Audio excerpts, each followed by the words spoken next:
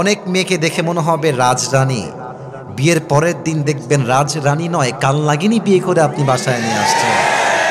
অতএব আল্লাহ বলছে, বান্দা কষ্ট কোন বিষয়ে তোর আছে তুই জানিস, বাট স্বস্তি কোন বিষয়ে আসবে এটা তুই জানিস না। এটা জানে একজন, আওয়াজ দিয়ে বলেন সবাই, তিনি কে? আর একটা এক্সাম্পল খুব খেয়াল করবেন, যুবকদের শখের বাইকের নাম হচ্ছে R15 ভার্সন 4 ইন্দোনেশিয়ান ভার্সন। হ্যাঁ, আচ্ছা দেখেন, গাজীপুরের ছেলে দেখেছি খুব ভাবসাব, হ্যাঁ, সানগ্লাস পরে একটা R15 বাইক নিয়ে, বাপ রে বাপ, ওর বাপের রোড এইটা হ্যাভি টান দেয়। তো এটা বড় কষ্টের বিষয় যে আজকালকার মেয়েদের কাছে এই টাউট বাটপাট টিকটকার আর গাঞ্জাখোর পছন্দ হয়, দিনদার পছন্দ হয় না যুবক ভাই। এখন যুবক, এই যে যুবকগুলো আমার সোনামণিরা দাঁড়িয়ে আছে এখানে, ওরা ভাবছে ইস রে, এই মালটা পাইলে আমার জীবন সফল হয়ে যাবে, খালি R15 লাগবে, এইটা পাইলে আমি সফল। আমি আমার কথা বলছি, আমার যে ড্রাইভার ছিলেন তার ভাতিজা এই গত মাসে, এই ডিসেম্বর মাসে বাপকে বলেছে, আব্বা তুমি যদি আমাকে R15 কিনে না দাও আমি আত্মহত্যা করে মরে যাব। আস্তাগফিরুল্লাহ, নাউজুবিল্লাহ। তো বাবা তো বাবাই হয়, বাবার মতো আপন আসলে পৃথিবীতে কেউ হয় না। আব্বা বলেছে ঠিক আছে, তোর মরতে হবে না, তোকে আমি আমার সব কিছু দিয়ে দিব R15, সমস্যা নেই। রিসেন্ট 1 মাসও হয় নাই, R15 কিনে দিয়েছে। ভোরবেলা সকালবেলা রাস্তা ফাঁকা ছিল, আবেগ কাজ করেছে, বিবেক কাজ করে নাই। গাড়ি তুলেছে 120-এ 30-এ, তো ঠাস করে রাস্তা দিয়ে একটা গাড়ি চলে আসছে মাঝখানের সামনে দিয়ে, আর এটাকে কন্ট্রোল করতে পারে নাই, সোজা গিয়ে খাম্বার সঙ্গে মেরে দিয়েছে, জায়গায় স্পট ডেথ, জায়গায় শেষ। আল্লাহ বলছে, বান্দা তুই ভাবছিস R15 পেলেই সুখ, তুই ভাবছিস ঢাকার গুলশানে ফ্ল্যাট কিনতে পারলেই সুখ, তুই ভাবছিস ব্র্যান্ডের কাপড় পরলেই সুখ, তুই ভাবছিস অমুক কোম্পানিতে চাকরি পেলেই সুখ।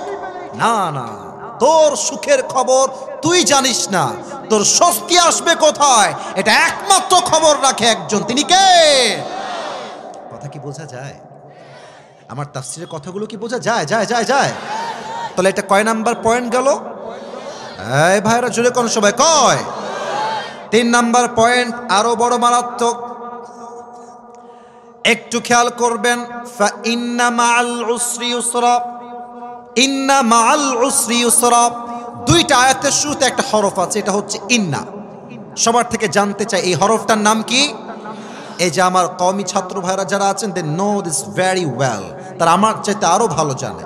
এটা হচ্ছে হুরুফে মুশাব্বাহা বিল ফিআল। যখন ইন্না কোনো বাক্যের শুরুতে আসে, বাক্যের মাঝে যেই সন্দেহ থাকে সেই সন্দেহ সব দূর করে দেয়। অনেক যুবক মনে মনে ভাবে যে বয়স তো 25 হয়ে গেল, বিয়ে কি শালা হবেই না আমার, আহা। হ্যাঁ, এরকম আছে, বিয়ে কি হবেই না, আহা, আমি কি আজীবন সিঙ্গেল মরবো, এটা আমিও ভাবতাম। তো আল্লাহ বলছে, বান্দা যতই টেনশন করিস না, ফা ইন্না মাআল উসরি ইউসরা, নিশ্চিত তোর সমস্ত হতাশা দূর করবে একজন, তিনি কে? ফা ইন্না, নিশ্চিত কষ্ট দূর হবে। 4 নাম্বার ব্যাখ্যা, শেষ ব্যাখ্যা আমার, আল্লাহ রাব্বুল আলামিন বলছে ফা ইন্না মাআল উসরি ইউসরা, এখানে তরজমা হবে কষ্টের সাথেই আছে সুখ। আমরা তরজমা মাঝে মাঝে করি কষ্টের পরেই সুখ, এটা ভুল তরজমা, এই তরজমা করা যাবে না। কারণ কি, খেয়াল করা,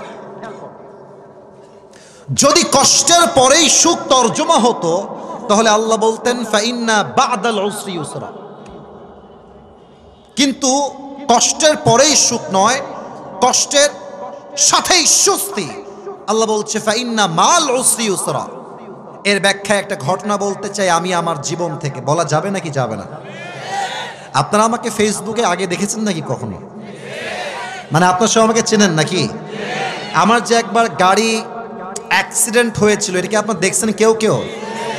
আচ্ছা, মাশাআল্লাহ, হাত নামান। এটা 2024 সালের জানুয়ারি মাসের কথা। আমার প্রোগ্রাম ছিল, এটা আমি বানায়ও বলছি না, টাইম পাস করার জন্য বলছি না, আমি জাস্ট বোঝাবো কষ্ট আছে যেখানে স্বস্তিও আছে। আরে ডায়লগটা দেন না, কষ্ট আছে যেখানে স্বস্তি আছে। আমি প্রোগ্রাম করে কুমিল্লার দিকে আসছি, চাঁদপুরে আমার প্রোগ্রাম ছিল।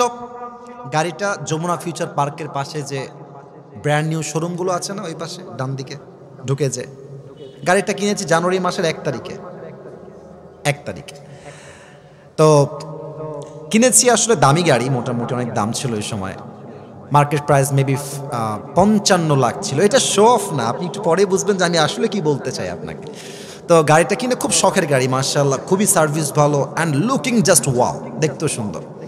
তো চাঁদপুর থেকে আমার প্রোগ্রাম, আমি আসবো কুমিল্লাতে, এসে ঘুমাবো। তো দেখবেন যে গ্রামের যে রাস্তাগুলো হয় ট্রিং বিরিং রাস্তা, একবার ডানে গিয়ে আবার বামে গিয়ে আবার ডানে। তা আমার ড্রাইভার সাহেবের এমন আবেগ কাজ করেছে, গ্রামের রাস্তায় গাড়ি তুলেছে 80-তে। তো আবেগের জন্য কি হয়েছে, রাস্তা ভেজা, বৃষ্টি হয়েছে। তো দেখেন, look at my right hand, ডান হাত দেখেন, গাড়ি যাচ্ছে এমনে সোজা, বোঝা যায়? ও ভাই কতক্ষণ বোঝা যায়? সোজা যাচ্ছে গাড়ি। তো রাইটে টার্ন নেওয়া লাগবে, অর্থাৎ ডান দিকে যাওয়া লাগবে। গাড়ি কিন্তু আছে 80-তে, আর রাস্তা পুরোটা ভিজা আর কাদা। তো আমার ড্রাইভার সাহেবেরও যে আবেগ কাজ করেছে, বিবেক কাজ করে নাই। 80-তে গাড়ি আছে, তো এই দেখেন ঠাস করে ইউটার্ন নেওয়ার জন্য গাড়িটা এমনে ঘুরাইছে। গাড়িটা ডান দিকে না গিয়ে সোজা খাদে চলে গিয়েছে। আর খাদে গেছে কেমনে আমি বুঝাই বলি। একবার এমনে উল্টাইছে, আবার উল্টাইছে, থার্ড টাইম আমি বুঝলাম আমি জমিনের পানিতে পড়লাম। আমি তো অলরেডি কালেমা পড়ে ফেলেছি, তখন খুব সিরিয়াস ছিলাম। আসলে সবাই কালেমা পড়েছি, আমরা যারা ছিলাম সবাই মোটামুটি কালেমা পড়ে ফেলেছি।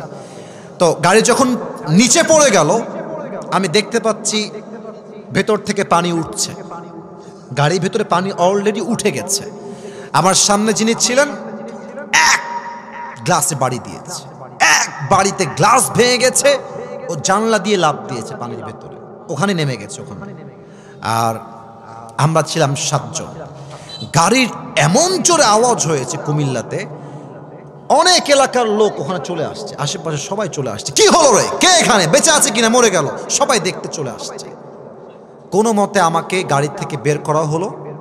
আমি পানির থেকে উপরে উঠলাম। যখন উপরে উঠেছি, গাড়ির দিকে আমি তাকায় দেখলাম যে মাশাআল্লাহ আমার গাড়ির সামনের দিকে গ্লাস ভেঙে গেছে, ডান দিকে আমার জানালা নাই, নিচে আমার সিট নাই, উপরে আমার ছাদ নাই, গাড়িই নাই। তো মনটা এত খারাপ লাগলো, ইস রে, কেবল ব্র্যান্ড নিউ গাড়িটা কিনলাম শোরুম থেকে, 7 দিন হলো না, এত কষ্টের টাকা জমিয়ে কিনলাম, শেষ হয়ে গেল। কষ্ট, স্বস্তি কোথায়? এক জায়গায় স্বস্তি আছে যে ইস রে, আরে গাড়ি গেছে যাক না, যেখানে আমার বাঁচার কথা নয়, এখানে আমার চুল পরিমাণ কোনো আঘাত আমার গায়ে লাগে না। আল্লাহকে বললাম, আল্লাহ গাড়ি যাক, আমি তো বেঁচে আছি, আমার ঠ্যাং তো ভাঙে নাই, আমার হাত তো ভাঙে নাই, এটাই কথা।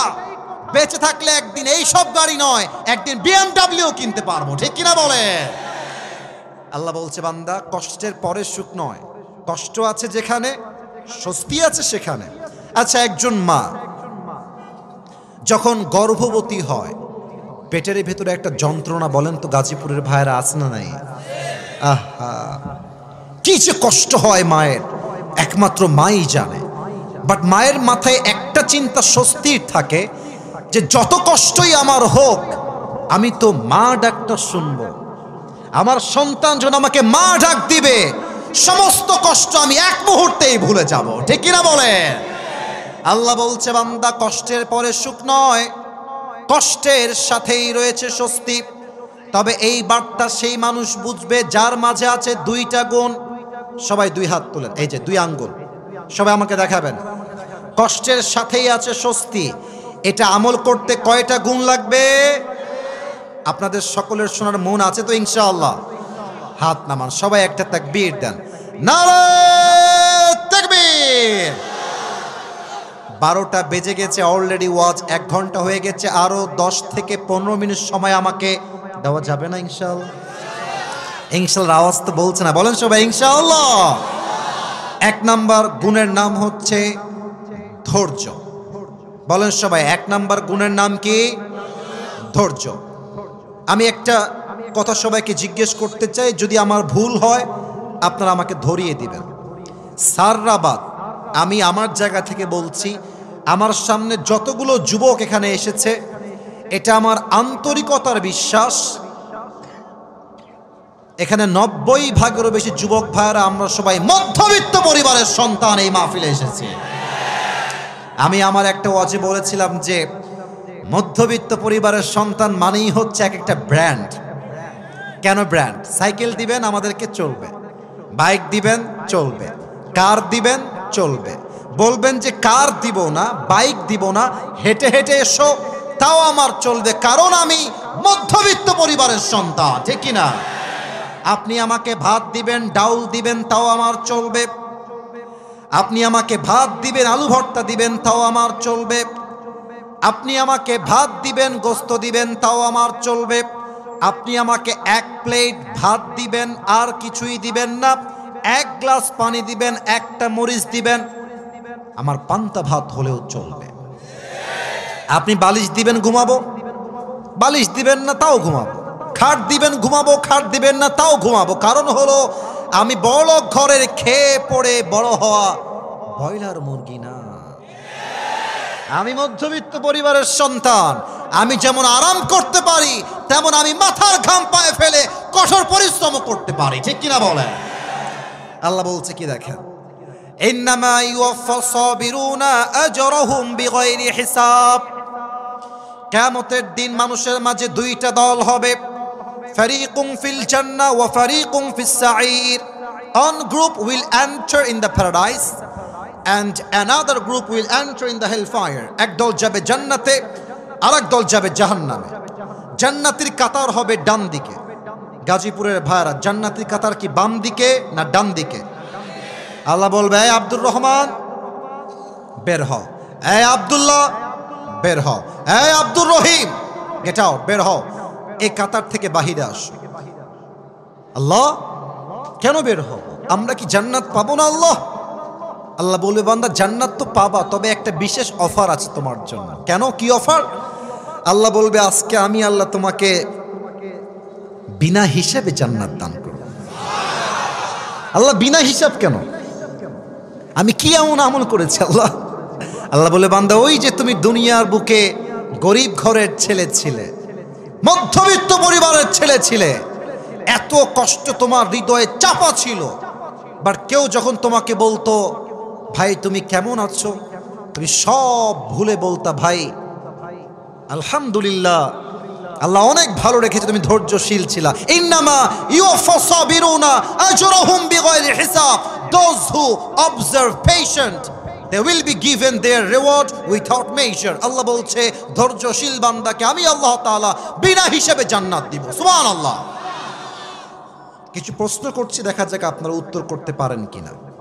বলেন তো আমার গাজীপুরের ভাইরা, নবীজির একমাত্র কলিজার টুকরা মেয়ে, যার দ্বারা নবীজির বংশ বিস্তার হয়েছে, তার স্বামীর নাম হচ্ছে আলী, তার সন্তানের নাম হচ্ছে হাসান এবং হুসাইন রাদিয়াল্লাহু তাআলা আনহুমা। সে নারীর নাম কি ছিল? এত আস্তে বলবেন, এটা এক্সপেক্ট করি নাই। বলেন সবাই, নাম কি ছিল? রাদিয়াল্লাহু তাআলা আনহা। এই একটা ঘটনা বলবো, আমি যেন কোনো চোখ ডান বাম দেখতে না পাই। লুক অ্যাট মাই ফেস, আমার চেহারার দিকে তাকায় থাকেন।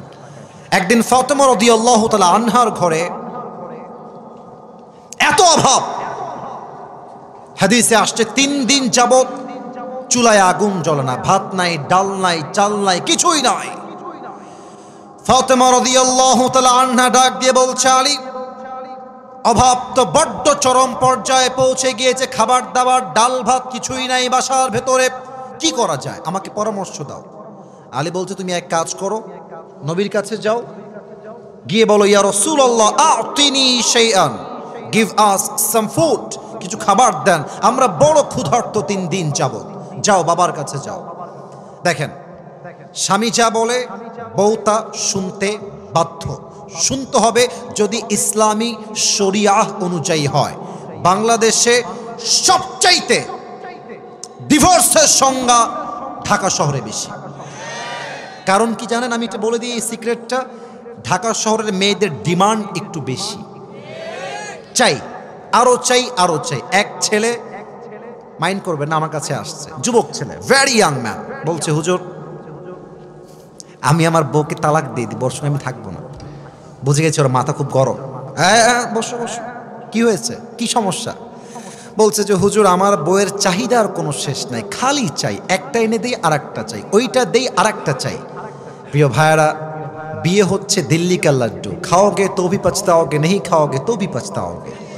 তা আমার মনে হয় যে না খাওয়ার চাইতে খেয়ে পস্তানো 1000 গুণ বেশি ভালো যুবক ভাইরা, তাই না? তো আমি বললাম ভাই কেন, কি সমস্যা, আর কি কি বলে বলেন তো দেখি।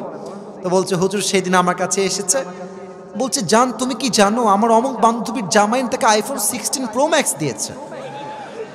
এর মানে কি, মেয়েটা বোঝা যাচ্ছে যে ওর জামাই তোকে দিয়েছে, তুমি আমাকে কবে দিবা? মেয়েদের এই ডিমান্ডের জন্য হাজার হাজার স্বামী ঢাকা শহরে হারাম ইনকাম করতে বাধ্য হয় গাজীপুরের ভাড়া, ঠিক কিনা? ফাতেমার দিকে তাকান, ফাতেমা নবীর কাছে আসছে, এসেই দরজায় নক দিয়েছে।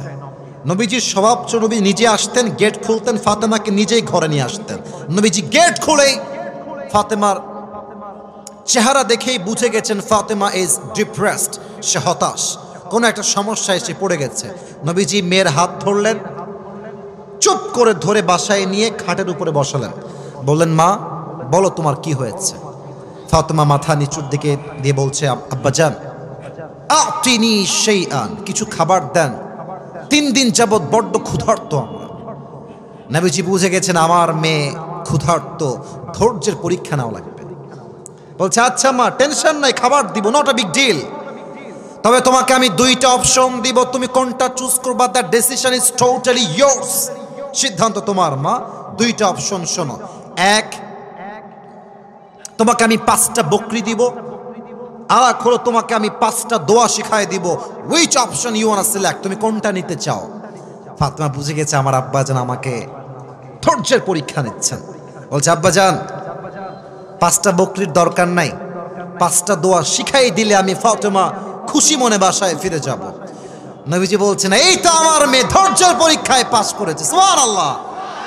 আল্লাহর হাবিব দোয়া শেখালেন, আমি আপনাদের সবাইকে শেখাতে চাই। আমি জানি এটা মুখস্থ হবে না, অনেক মিডিয়ার ভাইরা আজকে এসেছে, কাউকে আমি চিনিও না, আপলোড দিয়ে দিবে কালকে, মুখস্থ করে নেবেন। সবাই পড়েন আমার সাথে গাজীপুরের সাউন্ডে, ইয়া আউয়ালাল আউয়ালিন। আপনারা খুবই সুন্দর সাউন্ডে কথা বলেন, মাশাআল্লাহ। ভাইরা আপনারাও বলবেন ইয়া আউয়ালাল আউয়ালিন, ইয়া আখিরাল আখিরিন, ইয়া যাল কুওয়াতিল মাতিন, ইয়া রাহিমাল মাসাকিন, ইয়া আরহামার রাহিমিন। শেষ শব্দের দোয়া অনেক সহজ, সো আমি সবার থেকে লাউডলি শুনতে চাই, ইয়া আরহামার রাহিমিন।